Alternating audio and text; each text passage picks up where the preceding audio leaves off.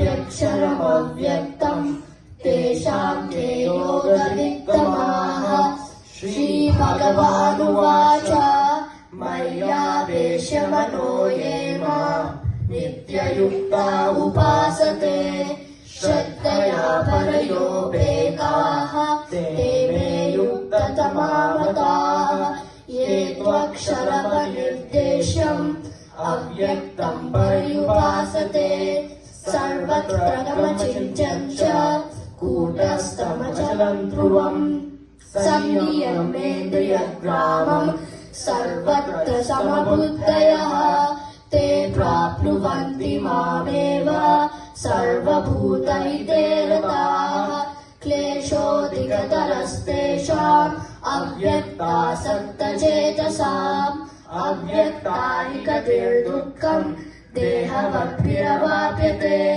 ये तु सर्वाणि कर्माणि मयि सन्न्यस्य मत्पराः अनन्येनैव योगेन मां ध्यायन्त उपासते तेषामहं समुद्धर्ता मृत्युसंसारसागरात् भवामि न चिरात् पार्थ मय्यावेशितचेतसाम्।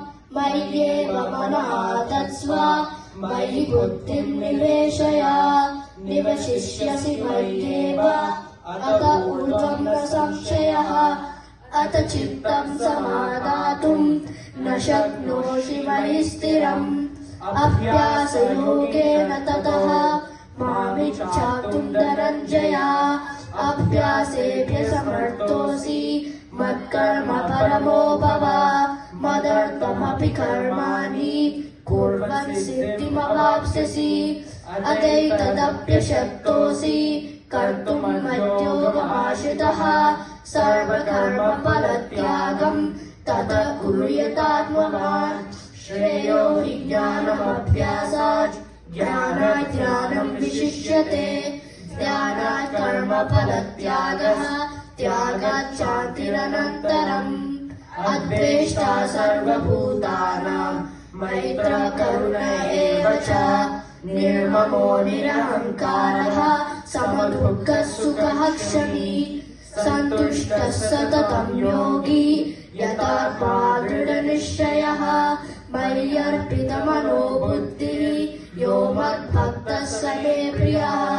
यस्मानो द्विजते लोकः लोकानो द्विजते च यः हर्षामर्षभयोद्वेगैः मुक्तो यस्य च मे प्रियः।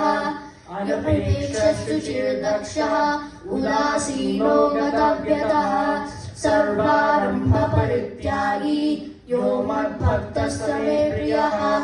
यो राजिष्यति न द्वेष्टि न शोचति न काङ्क्षति शुभाशुभपरित्यागी भक्तिमान् यः मे प्रियः।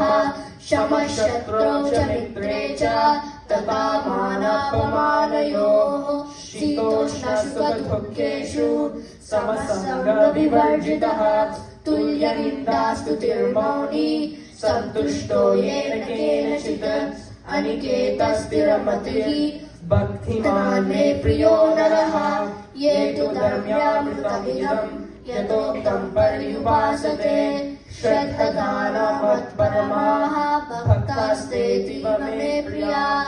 ॐ तत्सदिति श्रीमद्भगवद्गीतासु उपनिषत्सु ब्रह्मविद्यायां योगशास्त्रे श्रीकृष्णार्जुनसंवादे भक्तियोगो नाम 12 अध्यायः।